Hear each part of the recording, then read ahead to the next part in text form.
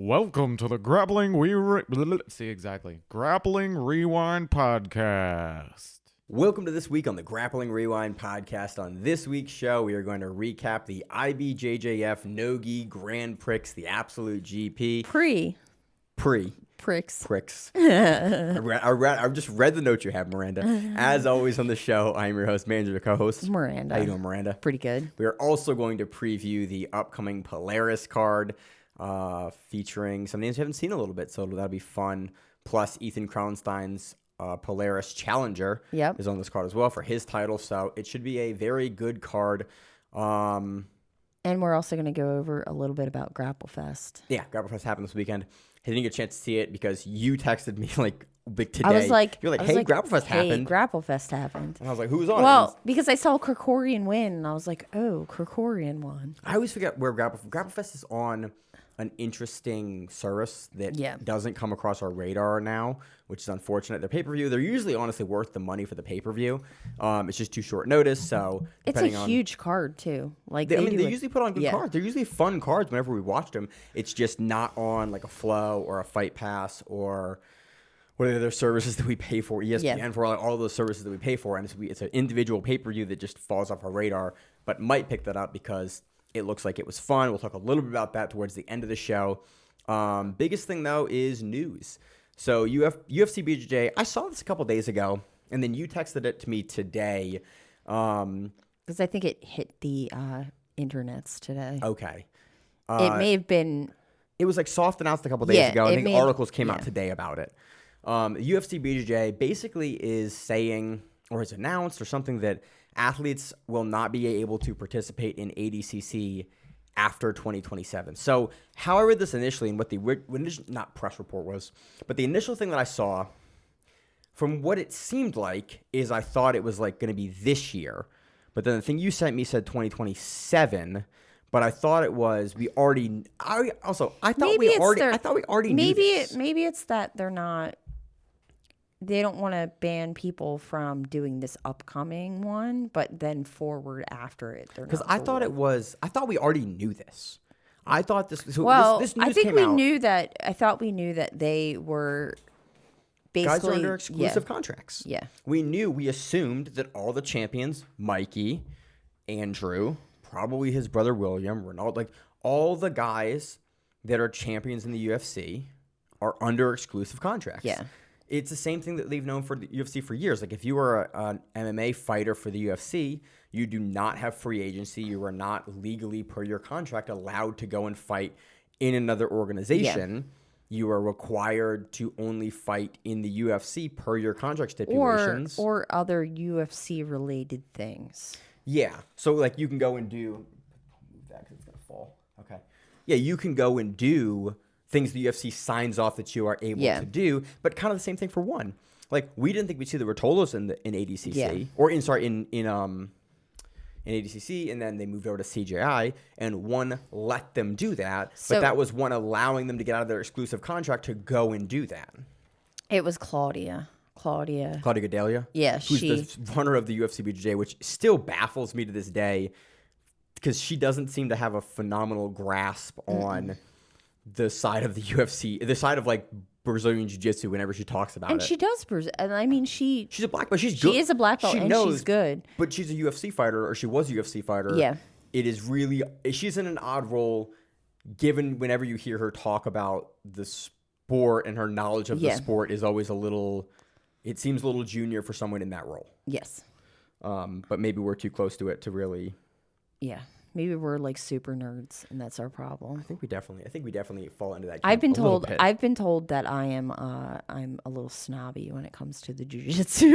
I mean, you watch enough of it for enough years. That I'm a jiu-jitsu snob. So this is announced. Basically, there's the two things I saw were 2027, which means essentially, from what that says, is not that the next cycle. Current athletes can do 2026 if they get invited or do trials or come in.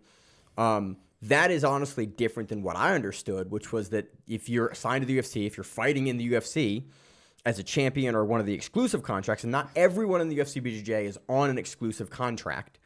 If you're in one of those exclusive contracts, you can't fight. If you aren't in an exclusive contract, then you can go and do whatever you want. Yeah. But again, I didn't ever anticipate to see Mikey or Andrew in the UFC, in ADCC. What she said was there are some of our exclusive athletes that were given the ADCC to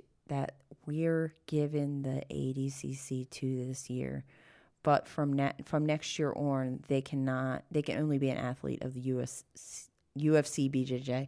I can't read either today, but that wasn't the greatest statement either. Quote from her either. But so what they're basically saying is you can't. Yeah. Again, we've now moved to the point of the sport where, hey, we have guys in different promotions. Like, it's the thing we always, and Josh and I have talked about this.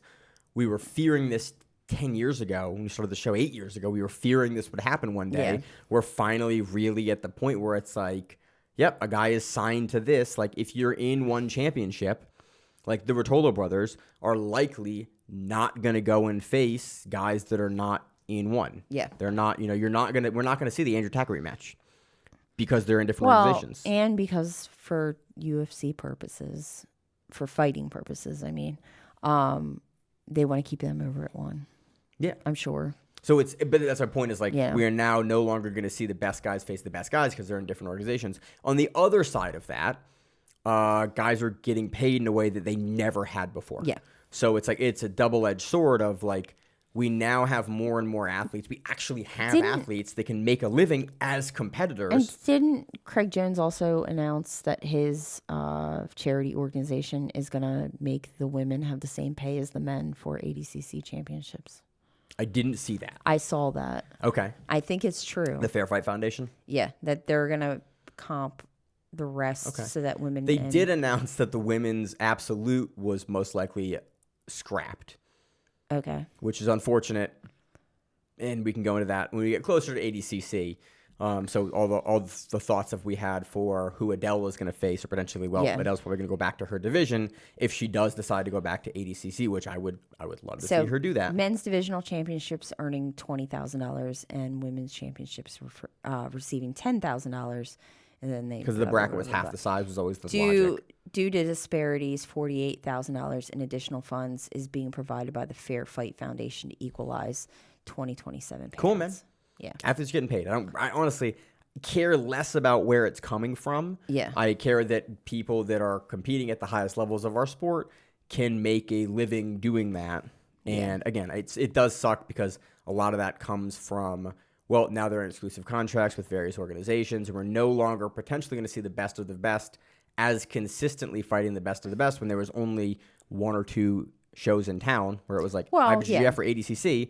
You saw the best guys constantly fight the best. And the one side of it that is the other like realistic side of it is, do you want your dude who has a main event to go and go for another organization, get his shit broke, and then you lose your match because he did a match with such and so over someone that was not for you. No, the economics of it makes sense from a business management perspective. From a fan perspective, it sucks. Oh, yeah. But also, from a fan perspective, I'm also happy that we're seeing athletes go. IBJJF runs 2 to 4 tournaments a year that are 50 grand prizes.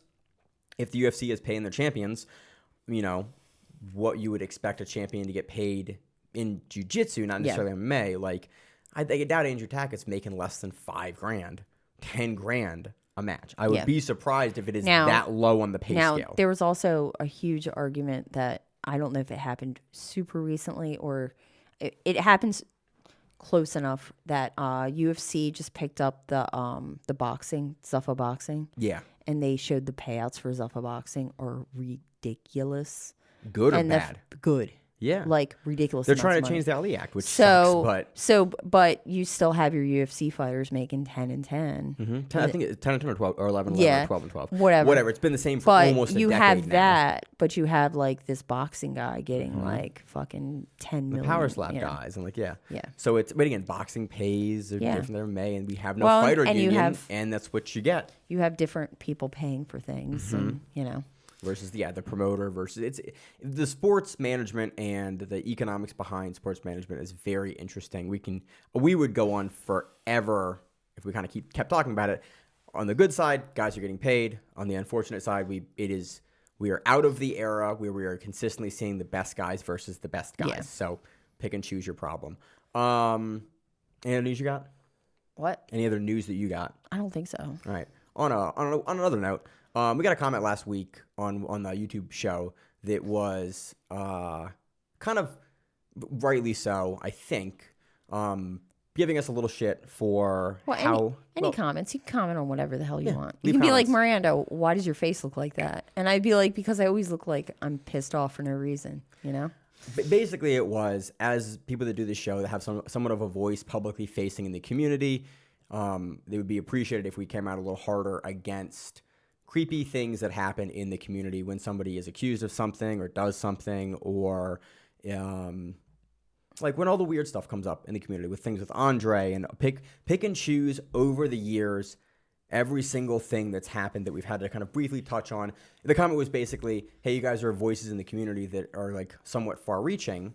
You should make a point to really say that like these things are not acceptable and come out more publicly about that. And I think it's kind of understood that both of us are against bad things towards women, small people, other training partners, like, right, you know, and all of that stuff. I think I did appreciate the comment because it's like, again, I appreciate where it's coming from, because it's like, yeah, I thought about this all week. I actually didn't respond to the comment. Usually I respond to most of the comments on YouTube. I didn't respond to the comment because I was like, I think this is actually a decent talking point for the show to lay out just a few things. I've had a big thing I was going to say that I've pared down because at the end of the day, like, we obviously don't endorse any of that.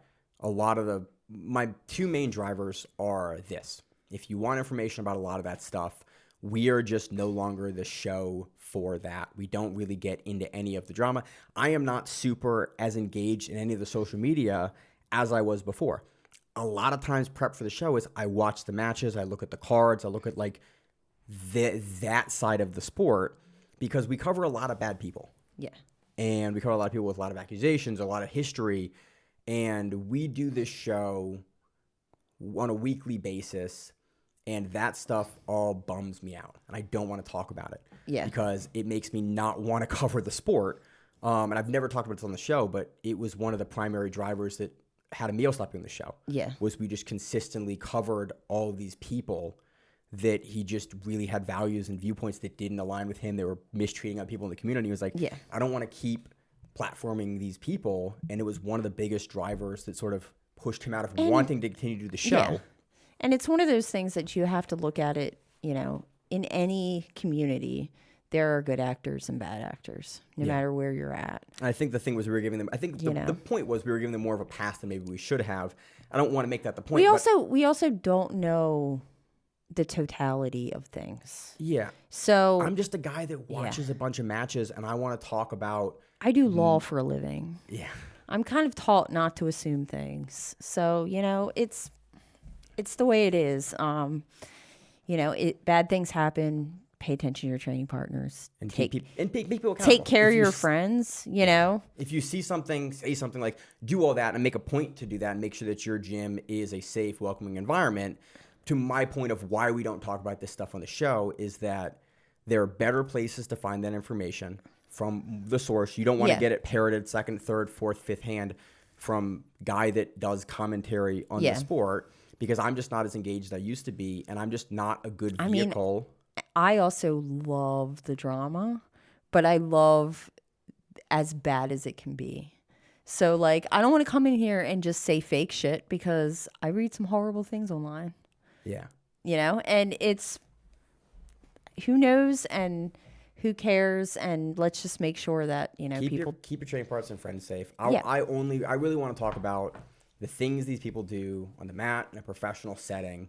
Plus, we're both very awkward, so this just becomes a very awkward conversation for us. I'm literally like sweating now in this hoodie since we started having this conversation. I don't want to talk about it. Yeah. It bums me out that there are so many people in the community that are not great people.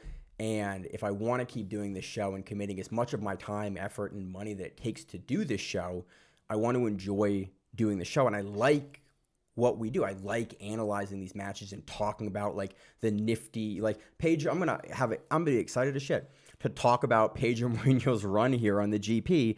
That's what excites me. That's what I get excited about. I don't want to come in here every week and talk about the next bad thing that's occurred in the community, because like it just will make me not want to do this show. And if we have to talk about that stuff every week, because it's a lot of it, and it's unfortunate, we're just not going to do the show. Yeah. And I want to keep doing the show because I like talking about crazy shit like the GP. So on that note, I'm uncomfortable. Now we go into the crazy ass 50 grand GP. Let us move into the IBJJF NoGi Grand Prix. I hate that it's wrote pricks because I keep reading it as pricks. Yeah. In my mid-30s, I still read that as pricks and Grand Prix. There's certain words that are definitely more difficult to sound out. Deborah. The recent one was cash or cachet. Cachet. Yeah, cash. Or cachet. Pick and choose. But anyway, so 50K prize. Talking about athletes getting paid.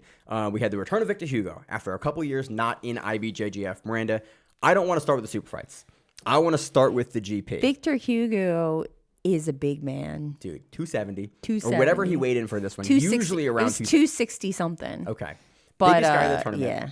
First round. It was like 60 pounds bigger than Marlon. Yeah. We had Victor Hugo defeating Marlon Tajik via 3 points. Honestly, a much closer margin than I thought.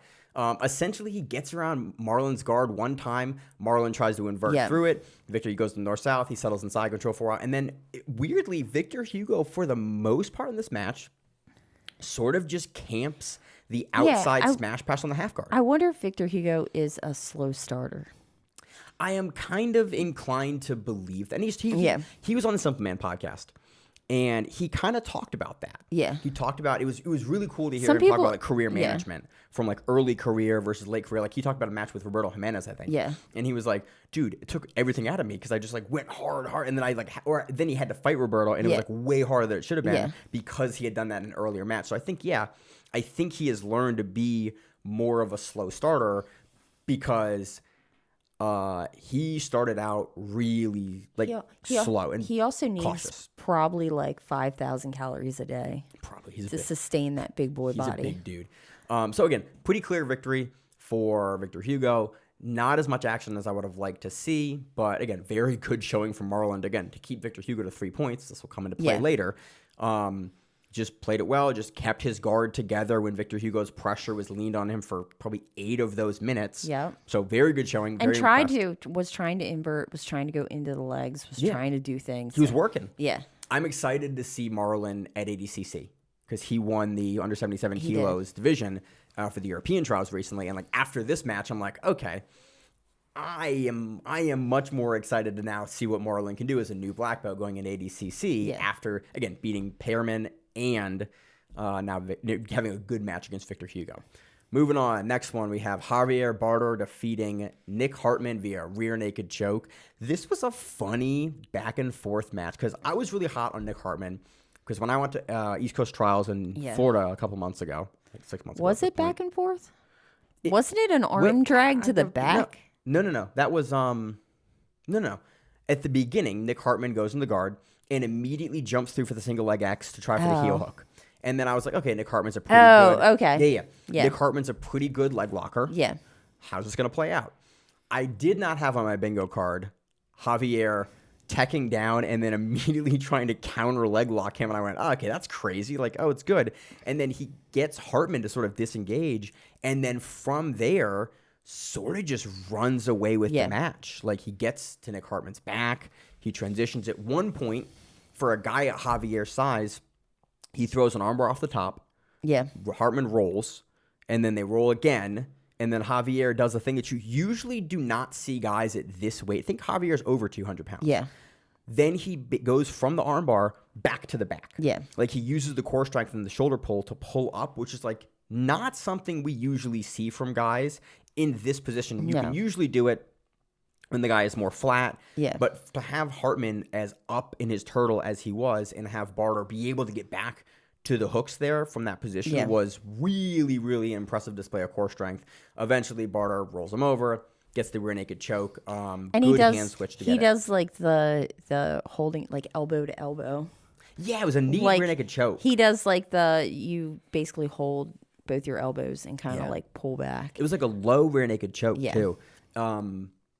The hand fight here, I really liked Javier's hand fight. Again, I'm not as familiar with Javier. I should be more familiar with him, mostly in his gi game. But I was really, really impressed with just sort of like, I did not expect you have a big guy that pulls guard and immediately goes for your legs to then immediately counter that guy and have success. Yeah. Surprised the shit out of me on this one. So Barter takes that one rear naked choke. Next match, I got sad. But also, again, it was very well played. Pedro Marinho defeats Pato Diego Oliveira via 2 points. Pedro Marinho we talk about it a lot. He's got great game planning for this. We talk about it a lot, and I still think we underrated it. Yeah.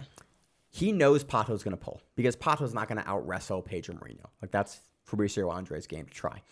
Pato's going to pull. It's going to go for your legs. Again, Pedro's a bigger guy. Pedro knows this. Yeah.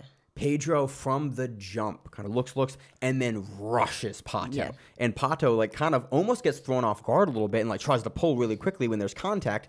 But because Marinho made the contact forward and is pushing aggressively into him, the pull is counted as a takedown. And Pedro Marinho is now up 2 points to 0 with the Pato from guard. And now there's, 9 minutes and 45 seconds left, 50 seconds on the clock. And it's Pato now has to sweep, which good luck sweeping Pedro Marinho, or has to leg lock him or take his back. And Pedro Marinho knows this and just engages enough. He's throwing passes. He's being very diligent with his foot placement. Pato does a great job twice. Once trying to come to matrix guard out of the back, can't get it. Once trying to fire up into the legs to a high level 50-50, And at one doesn't point, get Pedro it. just throws him like Stiff arms him out. Yeah. Pushes him out. Marinho, his distance management, man. I think Marinho has some of the best distance management in the sport. The way that he played this was frustrating as shit, but he wasn't getting called for penalties, which will come up in the next match. And he was just in front of Pato. Pato consistently tries to invert underneath. Pedro Marinho would do a great job of hooking underneath of the knee so that Pato couldn't slide the leg through. He just played it really, really well. And I was just consistently really impressed with that initial 2 points that he gets because he knows Pato's going to pull was the decision maker. Had this not gone that way, Marinho would have had to really engage Pato much, much more. And even he did enough. And then Pato would have not necessarily been beholden to going as hard into the legs as he would. He could have kind of maintained his guard. He could have started to fire more attacks there, maybe on the top side. Well, and that first 2 is the most obvious 2 that you are going to be able to get against Pato. Yeah, because you know he's going to pull. Yeah. And versus a big guy like you. Well, besides, if you let him pull, then how are you going to get your points? Yeah, you're not going to pass him. Because 10-1, you're not going to pass him. Even if he tries to attack you, he's pretty good at getting back to his guard once he starts an attack. Doesn't tend to make a lot of mistakes there. Yeah. So it just, again, Marinho played this perfectly. And again, it made me sad to see Pato lose, but I was really impressed with just Marinho's strategy here coming into taking a very clean 2-point victory over Pato. Next, we had Gustavo Batista defeating Michael Pixley via 2 points from penalties. Corey from the Grappling Rewind, we were talking about this match on Sunday, and even in the Grappling Rewind team chat, and he was like, I think Pixley got Brazilian because basically, so Corey's argument is, and then I'm gonna Corey's not here, so I can display his argument.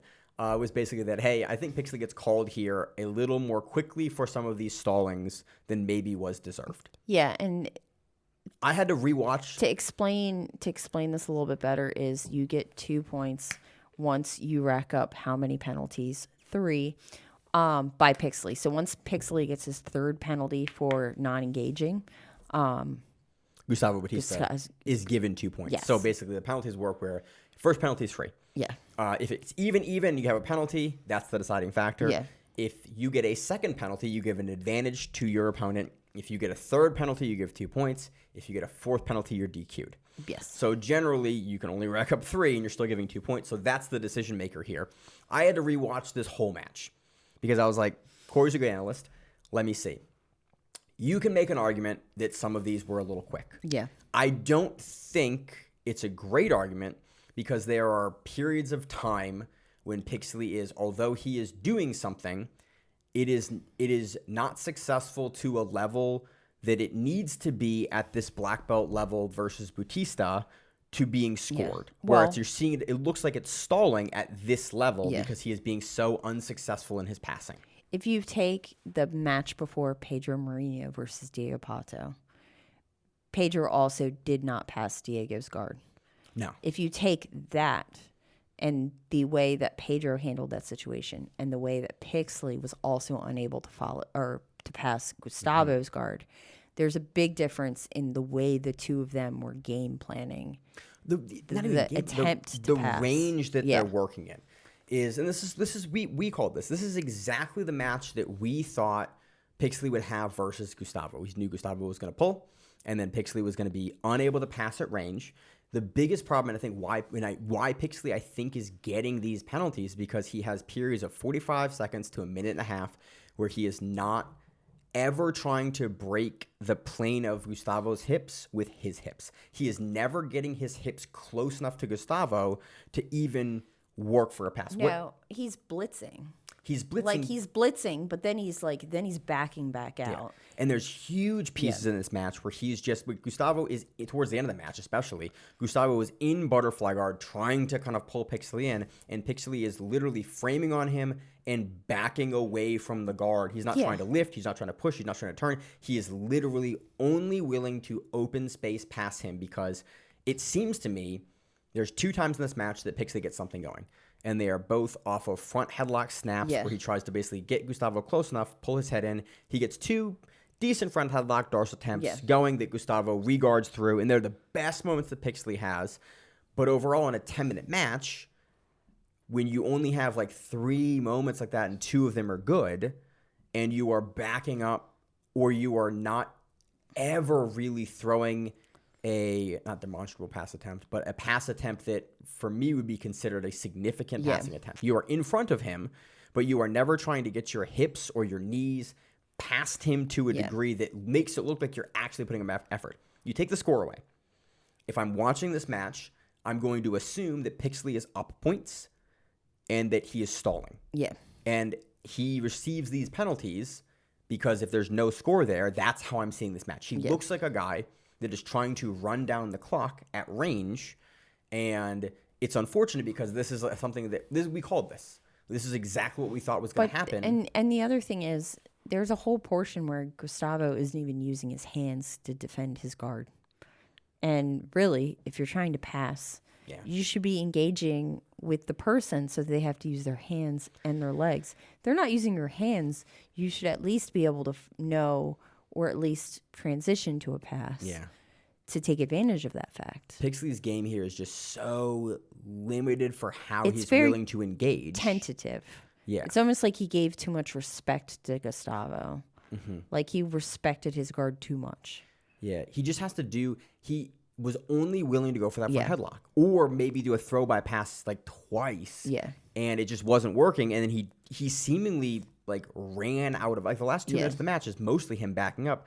He tries 2 double unders, and then he sort of abandons them halfway through. He gets the turtle. He forces the front headlock off it like he wanted to, but then never tries to cover the back. He's only willing to go for that front headlock in the darce, and it seems like everything else in the match, he is just unwilling to engage with any other piece of the match. So it's at this level, it's not a great look. And I want to see more from Pixley's game, because Pixley's good. He's in these big tournaments. He's getting these big reads. I want to see him have success. And for IBJJF rules, Gustavo didn't do anything wrong. If this was a match under another rule set like ADCC, they might say when Gustavo's up finally on points. ADCC doesn't have the same mechanism for that. But he might also, you might call them both stalling at that point. Yeah. But with IBJJF, he's not doing anything wrong. He's defending his guard, and he's, and he's moving forward towards Pixley when he needs to be, or he's just engaged in the guard, and the top players' onus is them to move forward and attack the guard. So again, it's a weird one. It is unfortunate to still be seeing the same issues with Pixley's game that we've seen for years now. And when he hits a hard wall at a certain level, because his guard passing just isn't up to that level. And it's unfortunate. It's kind of like almost the Nicky Rod problem he had early career, but then he improved and got over that, and now is a phenomenal guard passer. Pixley's just really limited for how he's willing to engage that. So I want to see more from Pixley. I want to see him diversify his skill set. I want to see him have more success, but he just seems to hit a really hard wall with guys that play really high, like a competent open guard at this level. He's also a new black belt. Yeah. So it wouldn't surprise me to see him and make, big improvements, but we've just seen the same problem for years now. And it's like, I'm curious if it is going to get fixed. Yeah. Moving on to the semifinals, we had Victor Hugo defeating Javier Barter via rear naked choke. This was the really fast one. Yeah. Victor Hugo, Javier kind of like comes in. Victor Hugo immediately okey-dokes him. Yeah. Turns the shoulder, jumps the back functionally, and then I was like, I think Javier gets out one time and then finished, and then we rewatched it. I was like, oh no, Javier he kind of gets the mount for a second, and then Victor Hugo is back on his back, and it is the Victor Hugo show up into the rear naked choke. Yeah, Victor Hugo tries to smother tap him. No, that was Marinho. That was Marinho. I'm getting all the Victor Hugo matches confused. I don't know why. Usually you don't do this, which is very I fun don't to know. me. This is weird. Okay. Again, there's not much really from an analyst perspective to go through. It's just like Victor Hugo will go on your back. Yeah. When he gets your back, we've seen him put dudes at the highest level away. Like, it's Victor Hugo on your back. Dude beat Nicky Rod by rear naked choke. Yeah. There's not a guy in the world that you can't rear naked choke then. So he gets there and he gets it done. And then the semifinals match was the most fun match of the tournament. It is Pedro Marinho going, I don't want to be here. And as soon as the match starts, pushing Gustavo Batista, pretty similar way. There's a little more stand-up here. And then immediately when Gustavo Batista is on the guard, jumping like a saddle entry to a heel hook. Yeah. And just like not even well controlled, not through. He just gets enough of a bite. Yeah. And he's early and they're probably dry. And he just rips at the heel hook. And Gustavo's like, oh, and then taps very quickly so he doesn't get his leg broken, which I love to see. And he just, again, Pedro Marinho just came out so hard and fast that Gustavo Batista just didn't have a time to really establish anything. This is more of an active Pedro than I've seen ever. Yeah. Like Pedro will be aggressive in guys' faces. But you get a much more tactical. He'll think like he'll wait for his opportunities. We're a little bit slower. Yeah. It is not. We do not usually Pedro Marinho just guns a-blazing like this. And I was very excited. I was like, okay, so Hugo's had a good run. Other than the Marlon match at the beginning, Hugo's had a good run. Yeah. Pedro Marinho played Pato perfectly. Really good match versus Gustavo Batista. Okay, we're on to the finals. Victor Hugo versus Pedro Marinho. 15-2 on points. Victor Hugo takes this. But that isn't the biggest story of this match. The biggest story of this match is, okay, Marinho's playing this well. He gets an early advantage on Victor Hugo. Almost mat returns him. Yeah. Or whatever the wrestling term they want to use is when you go chest. It is a mat return. Almost mat returns him. He gets an advantage for that for getting behind the hips. I was like, okay, Pedro Marinho is now in a spot that you do not want to have Pedro Marinho in as a competitor, which is up by an advantage with time on the clock. And it's like, okay, so Victor Hugo is now down versus Pedro Marinho. And if there's anyone in this tournament that can play it perfectly, it is Pedro Marinho. Yeah. And Pedro Marinho, good enough at the wrestling. And he keeps Victor Hugo. He's up with Victor Hugo. He's fencing at the hands. He's pushing at the hands. He's pushing at the shoulders. They're engaged. Penalties here and there for activity. And then we had to look up a bunch of rules to figure out what happened here. Yeah. So give me what you think happened. What I think happened was that it seemed that they kept on going really close to the edge, and then they would go out of bounds and they'd bring them back in, and they just kept on kind of playing that game, which is normal for a match at this level. What it seemed like happened, but I don't know, but what it seemed like happened was they were going close to an edge maybe, and the ref said something, and Pedro thought that they were saying you're almost out of bounds or you're out of bounds. Well, because then Victor Hugo does the Victor Hugo eyes, and he's like, they're engaged. He's saying, you're looking right at your opponent. And then Victor Hugo backs for a second, and he looks, and he doesn't do, or he points and looks, and then takes him down. Yeah. He does the weird look at the ref thing, and then Pedro Marinho, instead of looking to where Victor Hugo on the same side. Pedro Marinho turns his back to look behind him because he thinks the ref is on the other side. Yeah. He looks. Victor Hugo realizes that, nothing has been stopped. Yeah. We are still live. And Victor Hugo does not verbatim because it's a word thing, exactly what Raquel Canuto did at Kasai back in the day, where it's her opponent kind of turns and goes, what? And Raquel Canuto just blasts forward with a double leg. Victor Hugo goes, oh, cool, we're still in play. And he has turned his back to me. I am going to finish this. And I've seen, like, what I just read somewhere else that said that it was Pedro complaining about the penalty, which in IBJJF you don't really have the option to complain at all. Like really. Complaining is a penalty. It is a penalty. So Victor Hugo takes Pedro Marinho down because Pedro Marinho had a momentary lapse, which is really funny for me. If you kind of take it out of context, it looks like if you have one of those teammates that likes to go, look over there, and then you look over there and they just take you down. It kind of does look like that. Yeah. Out of context. But yeah, really, this is so not funny. But that it is interesting because Pedro Marinho is typically a guy that doesn't take his eye off the 8-ball. Like he is typically very, very diligent with his attention to the match, and like not a guy that gets thrown off pretty significantly. Like, he's at this level. He's been at this level for a long time, since purple belt. We've been covering him in ADCC. It would be hilarious. This is a weird mistake for him to make. It would be hilarious if we found out like Murgali was on the other side of the mats giving everybody the finger, and they all like looked over at him at the same time, and they're like, "Oh, that would be so funny for so many reasons." So Victor Hugo takes him down, and then Pedro Marinho gives him the Muhammad Ali Nicky Rod restart of like, what the fuck? And then while in the arm triangle, because Victor Hugo's taken him down, he's put him to the mat and immediately starts to set up an arm triangle.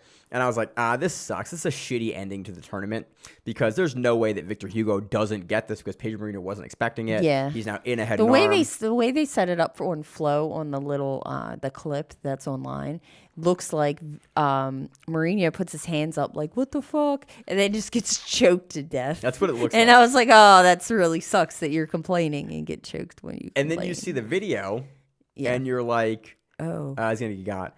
And then he doesn't. Yeah. And then reverses Victor Hugo from the half guard into guard. Yeah. And I went, it's only 2 points that Marinho scores here, kind of gets out and does it. But I was like, I was very impressed to see Pedro Marinho get out of this. Yeah. I went, there are not a lot of athletes that you can put in that. Say, hey, man, you're going to start. Victor Hugo's going to take you down into a head and arm, and you got to reverse him. You'd be like, there are 15 guys in the sport that I would take that could possibly do that. And Pedro Marinho is probably one of the smallest ones. Very impressive. Pedro Marinho gets back to guard. And then, unfortunately, Victor Hugo, real good from the guard, if you will, turns Marinho over and really just starts racking up points. Gets past, gets to mount, tries to smother Pedro Marinho in mount for a while. And I thought it was very funny because they both had matches against Gordon. And this is what Gordon tried to do to Pedro Marinho. And I went, is Victor Hugo trying to do what Gordon couldn't and smother tap Pedro Marinho? It wouldn't surprise me. And then Victor Hugo also couldn't smother tap Pedro Marinho because Pedro Marinho is real good. Yeah. And eventually, again, the match ends on points. There is a restart, and Victor Hugo does get him down again. But realistically, it was like, if Pedro had played this perfectly, he could have taken it. Yeah. But the minute it went to the mat, it was very clear that Victor Hugo was the better guy. He was also way behind the 8-ball. Like it wasn't a little bit behind the 8-ball. When after that happened, and then Victor Hugo, I think in the initial sequence is up like 8 points or something like that, or like I think he's up. It's 2 and then a pass and then 2. Yeah, he's up a good amount of points. Yeah, it definitely changed the progression of the match, or where the match was going. And unfortunately, the small margins that exist, at this level, when you get that far behind, it's very difficult to come back. I thought it was really, again, for me, it was telling. It was like, Pedro Marinho, if you give him the match that he wants, he can beat almost anyone in the world. Yeah. And we've seen that, like in Who's Number One. Like, again, go back and watch that match with Bodoni. Dude, that is You give him the small Pedro Marinho can run away with a match. As soon as it goes to it becomes more open, you have more contact with Pedro. Yeah. I am really curious because not a lot of guys can ever get Pedro Marinho in this kind of a situation. Yeah. And I'm curious if you can kick Pedro Marinho into a match like this, if he struggles more. I mean, I think obviously that's the case. If you don't let him distance manage, you don't let him kind of keep it on the feet, you don't let him be the passer, you don't let him have open guard. If you sort of control him like this, suddenly he's a lot more easy to manage. And I would honestly be curious to go back and see the Gordon-Ryan match to see how Gordon dealt with this, because I'm just sort of curious some of the same tendencies we saw with how Pedro deals with the pressure of a bigger guy coming down on him like this is the same, or if they're different with how Hugo pressure manages versus how Gordon did. But again, 15-2, very, very clear Victor Hugo match. Unfortunate that it kind of has that weird asterisk on it. Yeah. Was the start of the end. Yeah, but don't push your back to somebody. Yeah, man. During the middle of a match, turn your back to somebody. It's the same thing we saw with Deniz and Gordon. Yeah. Deniz does a big turn coming out of Gordon's guard, kind of thinks there's gonna be a reset, and then Gordon goes, "Oh, your back's turned to me," and wrestles up. It is a thing that we see time and time and time again in jiu-jitsu and in combat sports kind of in general, is when the match is going, just assume the match is going until the ref is in front of you actively stopping the match. Just assume you're always going, because those little lapses in judgment, which for me, again, it is so surprising to see Pedro Marinho, because he's usually a guy that is very, very diligent, very, very on top of it. And at this level, it's really a mistake that you shouldn't be making still. Yeah. So it's unfortunate, but it was a very impressive win for Victor Hugo, because again, he didn't do anything wrong. The match was still live. Marinho turned his back, and then Victor Hugo was able to capitalize to a huge degree on the mistake. And so that's the game. A lot of people were not happy over that, though. I understand, understandably, but also the ref wasn't there stopping the match. That's a live go. And so we looked it up in the rules. There's only a couple instances where the referee actually stops a match, and there's a reset. Yeah. So you're off the edge, they'll do it, which they weren't here. Or 50-50. 50-50 double 50-50 lapel stuff they will, and then double guard pull. So 50-50 lapel stuff they do not. They just give you a penalty. Oh, they don't stop it. Double guard pull, they stop for 20 seconds. If nobody comes to top, they stop it and they But restart. if you're that 50-50 lapel thing, pull.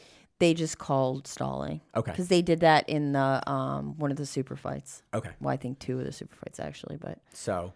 Again, it's in the rules. Know your rules. It's just such a weird mistake for Marinho to make here. It's unfortunate because it really changes the entire event. But overall, man, Victor Hugo, to score 15 points on Pedro Marinho, it's impressive and somewhat telling.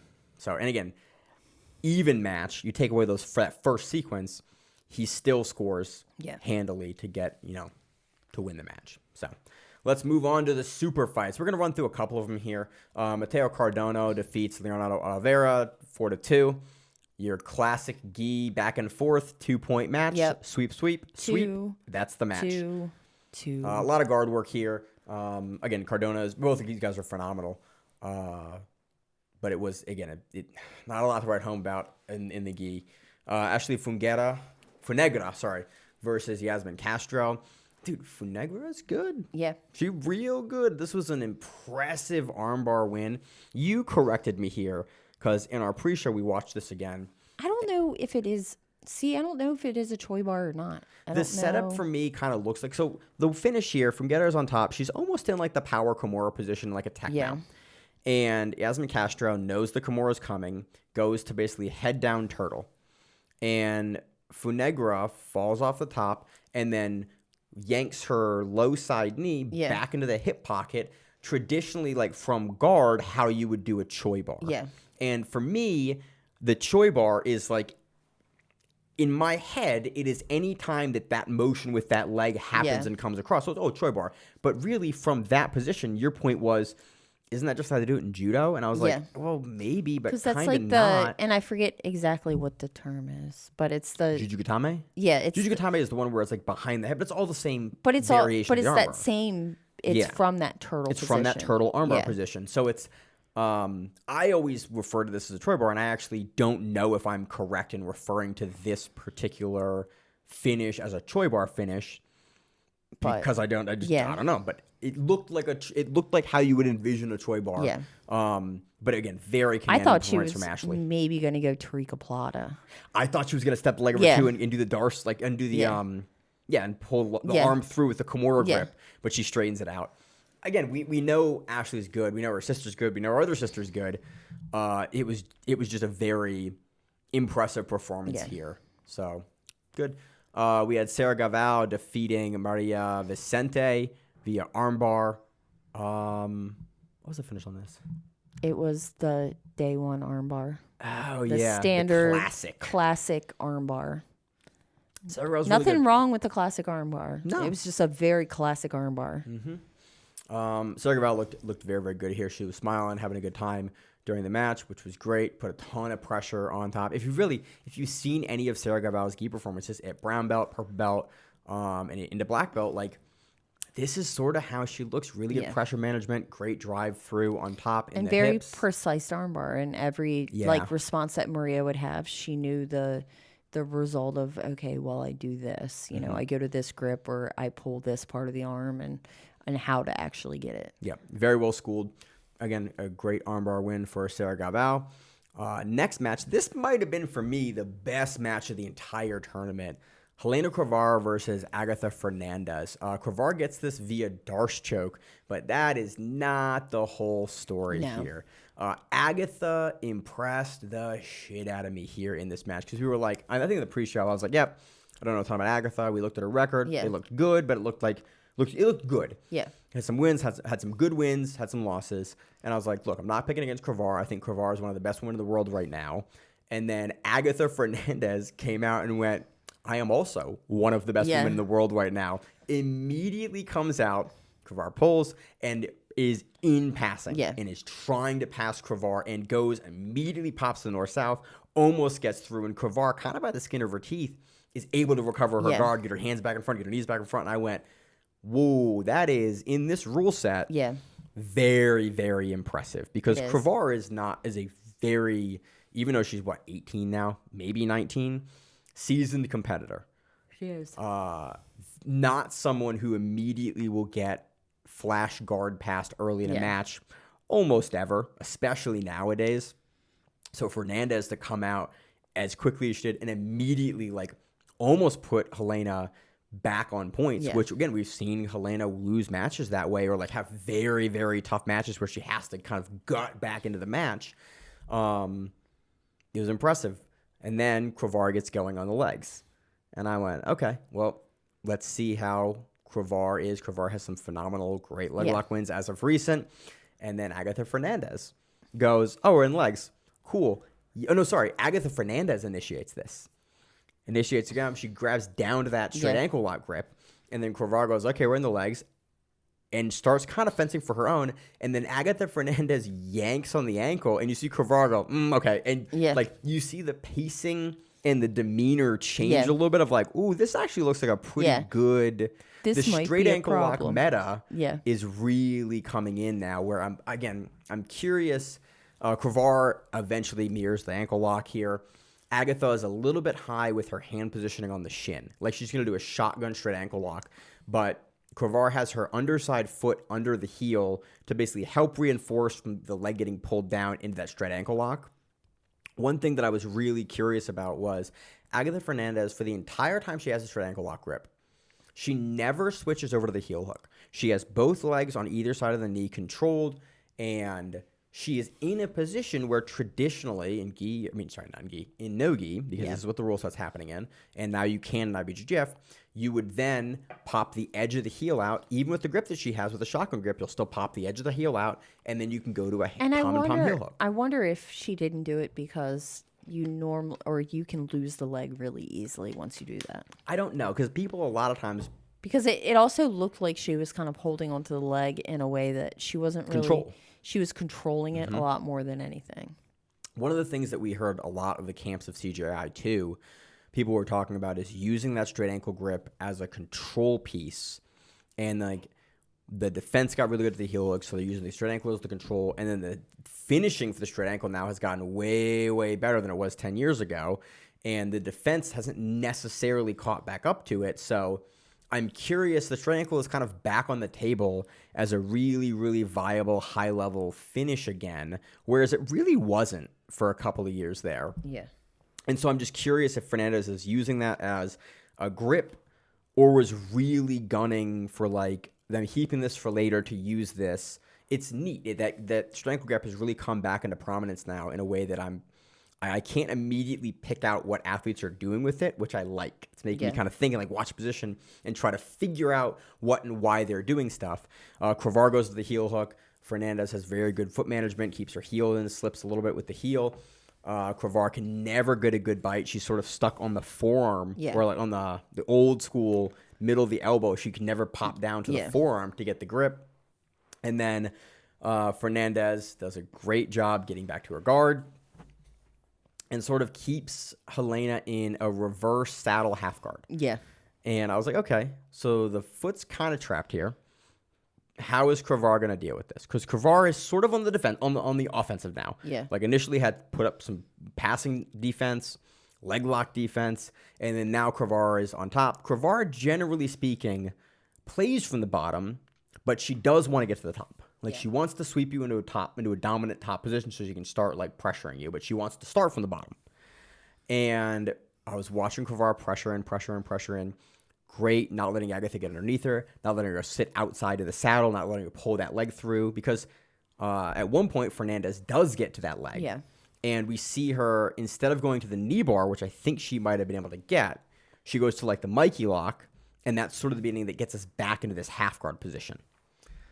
Cravar is tall, is long, and does what you and I kind of both know is like a classic counter to this half guard position, which is, hey, if I grab your head real hard, you can't invert underneath me to go for this knee bar or the saddle's heel hook.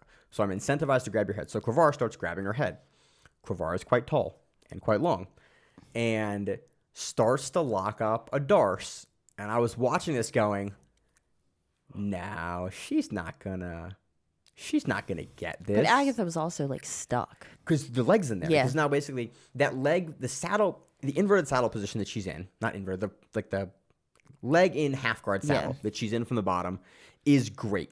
And you have a lot of drive and you can knock people over to their opposite hip really easily unless they grab your head, and they slide to the same side your knee is pointing. Yeah. And then essentially there's a certain mechanical point where you go from being strong in your hips and back to when everything gets crunched together, you can't have the extension to lift your hips. And Cravar finds that point and forces Agatha into that position, essentially getting her stuck there, like you said. And then just locks up. And I went, no. And the leg frees out because you kind of need to finish the angle to finish the Darce unless you're super long. And then Cravar gets the Darce choke. And I was just very, very impressed with sort of the come from behind that Cravar had, but also how much of a monster Agatha was in the beginning of this match. Like very much in this match. This is the most in danger I've seen Cravar in a very long time. Yeah, besides the Polaris match. Yeah, but Polaris is like, the squads is weird. Yeah, because you're tired and it's a team event. It's like it's the stakes there, like in an individual super fighter tournament match. Oh yeah. Since purple belt, I think this is the most like sustained danger that we've seen. Trials. Mo Black. Was she beat her at East Coast Trials? Was she purple or was she brown? She was probably purple back then. That's what I mean. It's purple. Like it's been a very long time, and even then, Mo Black didn't put up a ton of submission defense offense. It was mainly positional. Like this is the most submission offense I recall Cravar being put in a very long time. Again, I did her match at the World Open in 2022 for ADCC. I was the ref on her mat. I was the judge on her mat, and like didn't see people put up a lot of submission offense on her then. Very, very impressed with Agatha Fernandez. Even if she get beat, was just like, I want to see more of Agatha Fernandez and Nogi, and I will follow her career now with great interest. Again, Cravar, we knew Cravar was good. Yeah, this is the outcome we expected, but very, very impressed with Agatha Fernandez here. This was by far, for me at least, the best match of the card. Okay. Nothing. You have anything else on it? No. Moving on, let's talk about Cole Abate defeats Will Wilson via advantage. 2 points to 2 points, and then Cole has 2 advantages, and Will Wilson has 1 advantage. This is sort of the classic back and forth gi. This was like 2 guys with the same exact game. Yeah. And they were trying to play it with each other to see who could be the better player. Mm-hmm. And it just, no one really got anywhere. It was Abate wins by the smallest margin available. Again, good win. Yeah. Will Wilson is the weight class above him. It's great to see Abate go up and have success. It was very, very close. Any given day, I think either of these guys can take this again. It was the closest margin by the closest amount. It was impressive, but honestly, wasn't the most exciting match because, like you said, it was a mirror match where you could tell they both knew exactly what needed to get done there. So there wasn't a high degree of like variation in what they were doing. It was like small little things to get ads, and that was it. So wish Kravar would have main evented that. But that does it for the IBJJF NoGi GP. Miranda, any kind of closing thoughts on the event? Don't turn your back to people. Don't turn your back to people. Also, please, dear God, run your events earlier because this finished at like what? I don't know. I went to bed. I went to bed too. I went to bed in the quarterfinals. I was like, I went to bed after the quarterfinals, and I turned my my ringer off because you guys or people in the chat were talking, and the buzz from my phone going off, if anything happened big, would have woke me up, and I would, been pissed. Well, I had to wake up at like 5 o'clock to go do jiu-jitsu, so I don't really, That's reasonable. So it was fun. Again, it's too late. IBJJF, the pacing was better in this one. It's also to make the time like correct for the West Coast. It was a card for AOJ. Yeah. It was very clear with the matchmaking, with the way they did it. in Costa Mesa. Yeah, it was the card for AOJ. It was the AOJ card. It was another card that catered to AOJ athletes because it's right there for those guys. And most of them won. Like IBJJF caters to them to a degree that is, it is endorsing. But man, it is fucking late.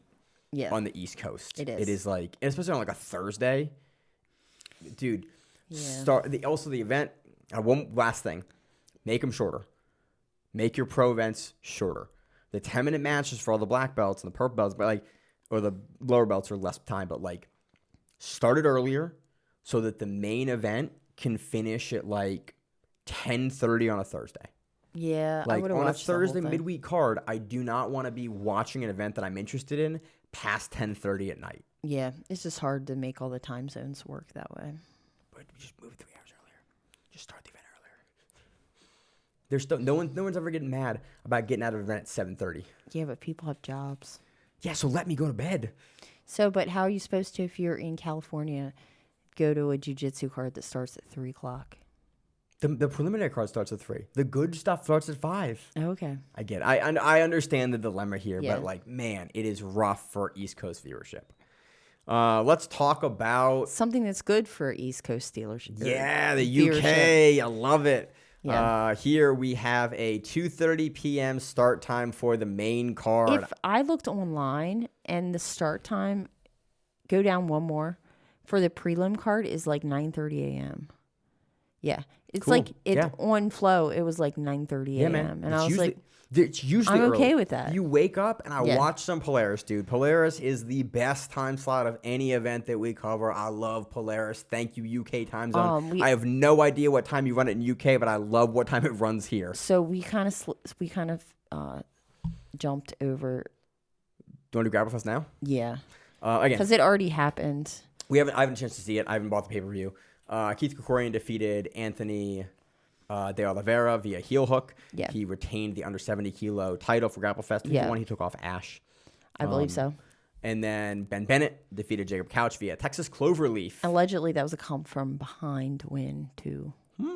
So I'm curious. I haven't seen it, but Texas Cloverleaf sub is wild, especially again to leg lock Couch. Yeah. I'm very, very impressed on that. Ben Bennett was the silver medalist at the trials. 88 kilo, I think? Yeah, Or I think 99? So. 88, I think. Okay. 88, which makes sense. That's what Couch sits Yeah, at. and he was second place. Yeah, because he might have been 77 because he was right behind. Because this is under 90 kilograms is the The championship. Polish. Polish Mateus? No, not Polish Mateus. Marcin Machulowicz? No. Paolo Jaworski? Yes. Okay. He was Paulo on. Okay. At 77 or was that 88? I think Paolo was first European trials? Yeah. Not the second European trials. I We don't- just had that. I don't know. I don't remember. He was behind. Regardless, Ben Bennett, real good. Yeah. He got silver at trials in Europe. He beat Jacob Couch via Cloverleaf, which is, again, crazy to have Couch taken out by leg lock. Yeah. And again, Couch has some history with Grapple Fest, so I think he's been the champion for a minute there. Yeah. So impressive. I want to see it. I just haven't had a chance to see it yet. Brandon Reed also defeats Josh Gibbs via submission, rear naked choke. And this was like judo versus wrestling. That was how this was. How it was booked? Yeah, how it was booked. Brandon Reed gets a Slide by? he gets a slide by to like a does. duck under and then like picks dude up Yep. and like almost throws him to That the is ground. the classic Yeah. Brandon Reed. That's what he did last time Yeah. at Grapple Fest. Yeah. Like, he gets that slide by, he chumps, and then he gets it. So Yeah. It was fun. yeah. So yeah, there's a bunch of matches. They now have a partnership with ADCC, so they're using ADCC rules, which I yeah, like. Again, and it's more written organizations are everywhere and doing everything. Yeah. ADCC rules, which I like. So now we can move on to the other. Now we move on British to Polaris with card. this amazing start time. New York, 2:30 p.m. Austin, Texas, 1:30 p.m. on Yeah. Saturday. Great midday. You can I can wake up on Saturday, have a little coffee, start watching prelims. Yeah. Rolls right into the main card. I was trying to think what I'm doing on Saturday, but I think I'm watching Polaris. I think I'm commentating. I think Sunday. Oh. With Copa Maryland, Copa Virginia. Zach and I are nice. going down there and doing it. So it's a Sunday event, not a Saturday event, which I got to double check on. But this is Saturday for me. Okay. Main card, we have Libby Grange versus Sarah Galvao. I'm not super familiar with It's down here. other notes. Yeah, I did notes on her at least. Yes, she is the 2023-2024 Team Great Britain Wrestling. She is the British and English champion in 2024. In wrestling. Holy shit, she has some wild accolades. Yeah, she has a lot of wrestling accolades. I mean, UWW, IBJJF, AJP, mostly at the colored belts. She's a new black belt in. Oh no, is she a black belt yet? No, I think she's a brown belt. Yeah, because I saw the AJP, Yeah. which is I think brown and she's black for still. women. I think she's still a brown belt, to my knowledge. But crazy takedowns, like a suplex, all kinds of shit. So she's going to be very interesting to be going against. Sarah Galvao. I Sarah assume it's Galvao. Nogi. Yeah. So again, it'll be Sarah Galvao in another Nogi match. I think it'll be interesting to see the wrestling. You think we're going to see Sarah Pole here? I mean, probably. Yeah, It'd it be makes smart. sense, and then you see how Libby's passing is going to Yeah. fare in Nogi versus Sarah Galvao. So should be very fun. We have Sam Gibson. Anything else on that one? Nope. Sam Gibson versus Ross Nichols. Good to see Ross again here. Again, just a fun match. Yeah. And I don't have a ton. I'm not super familiar with Sam Gibson. But Ross Nichols is always real fun to watch. Former trials winner or trials medalist as well. We have Shane Fishman versus PJ Barch. PJ's been gone for a minute. Yeah. Was it an injury or was it just time off? I or don't like, remember. When's the last time we saw Barch? CJI. Maybe.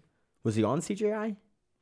I don't remember. Was he on the 10th Planet team with Gio and Was he not on that team?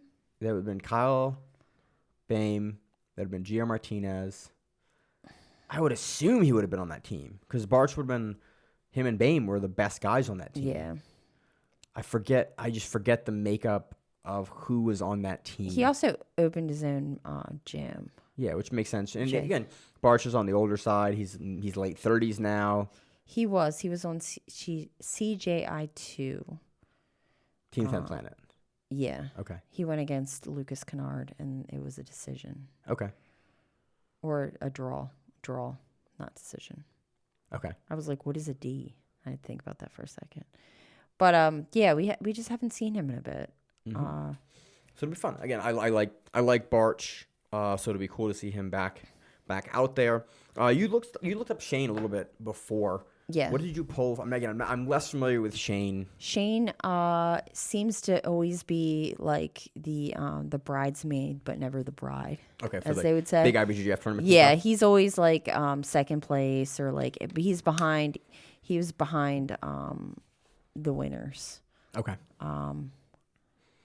Like all the majors that he does. Yeah, okay. And he has the fish net. Oh, he's the guy that's known for that. Which is that leg lock position that kind of looks like saddle but starts the other way. It's like an opposite position. Yeah. I hate this position. It is super uncomfortable. I'm curious if he's going to be able to get with how good Barch's leg locks are and how good Barch's counter leg locks are. Yeah. Like Barch is, I think, one of the best counter leg lockers in the sport. But again, he has been gotten before by guys like Canuto. Yeah. So it should be really interesting. Yeah. Next up, we have Gianni Grippo versus Owen Jones. Again, Grippo looked good at trials. This is the last time I saw him. Owen Jones won his trials, medaled. This is a tough one. It's really Owen Jones' most recent performance was against Mayram in the Gi. Yeah. At BJJ Stars. Before that, he beat Gavin. Yeah. At Who's Number One. Very close match, but still very good victory. And then he was on squads. Yeah. He looked good on squads. Grippo's looked very, very good.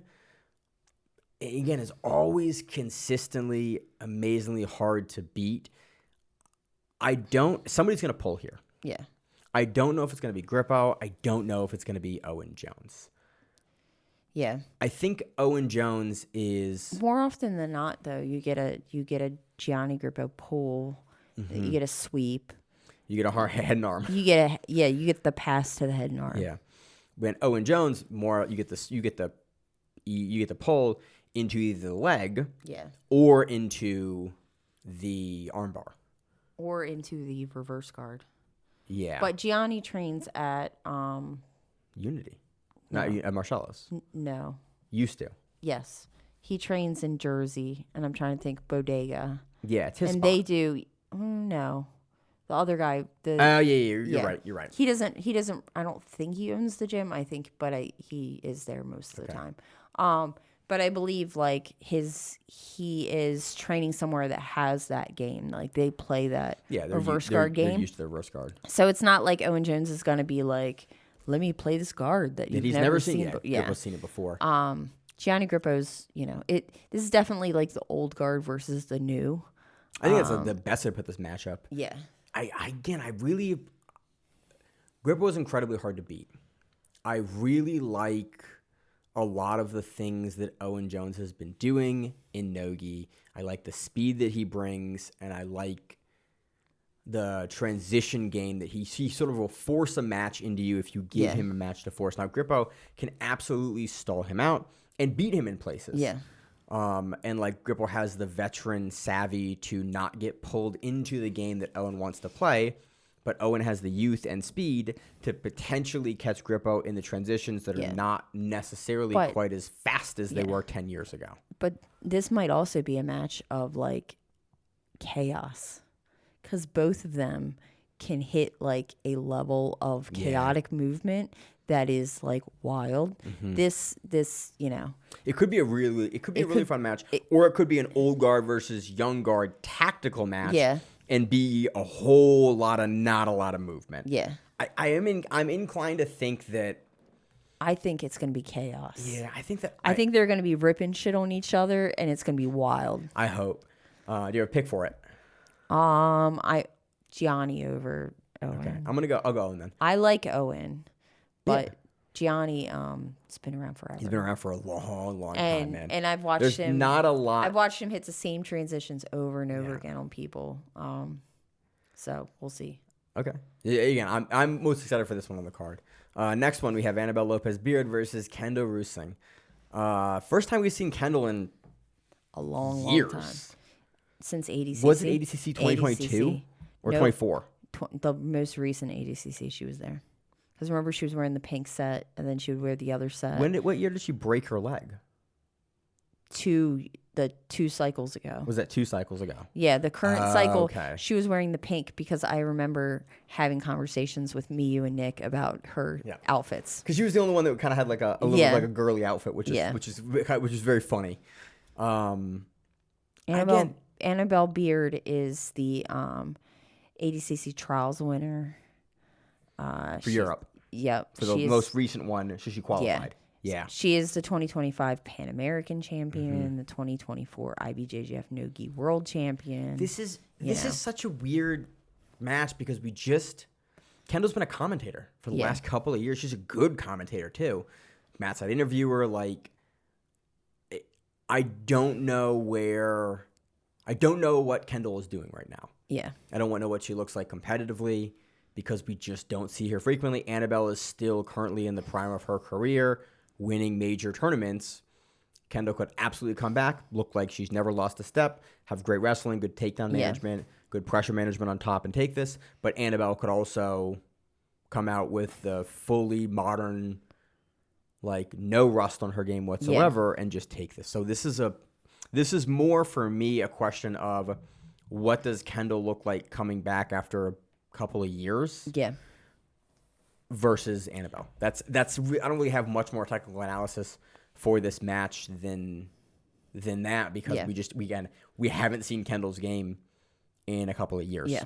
So next one, we got Shai Grenna versus Ethan Crowliston. Shai is the Polaris ran like a multi-man qualifier tournament. He's the winner. Yeah. He's the winner. Again, I've said it before. I will say it again. Guys that win qualifiers will be that guy eventually. Yeah. Ethan Collinson's been the champion for Polaris for a while, I think. He won it and defended it and lost. I think it's been a while. I don't know much about Shai, but I do know. You can Google it really fast. I do know that I'm what I said about qualifiers years ago. It's like Polaris won qualifiers, like guys that won qualifiers early career. Keith Krikorian wins the EBI in-gym qualifier when he's a purple belt, goes on to beat Keith Krikorian. Pedro Marinho wins the Kasai qualifier as a purple belt, goes on to beat Pedro Marinho. Junior Ocasio wins the Kasai qualifier, goes on to beat Junior Ocasio. Let's see who else won a qualifier. Every trials winner, ADCC, they win that trials, they go into ADCC, they become that guy. Yeah. Marcin Machulowicz won one of the first Polaris qualifiers, went on to be Marcin Machulowicz. I think Paolo Jaworski won one as well. Like guys that are up and coming from a region that get an opportunity to punch up and make it into these big championship matches. Usually how this goes is their first outing at the champion. It's a little too much too soon, and they do not win. Yeah. But given the state and given that they now have a main card booking, they get on better. It gives them the pushover to start getting them bigger matches, better bookings, gives them the confidence to really start making a professional run at it, and they go on to be phenomenal world-class champions. Yeah, and Shai is a brown belt under Wim Deputer. Yeah.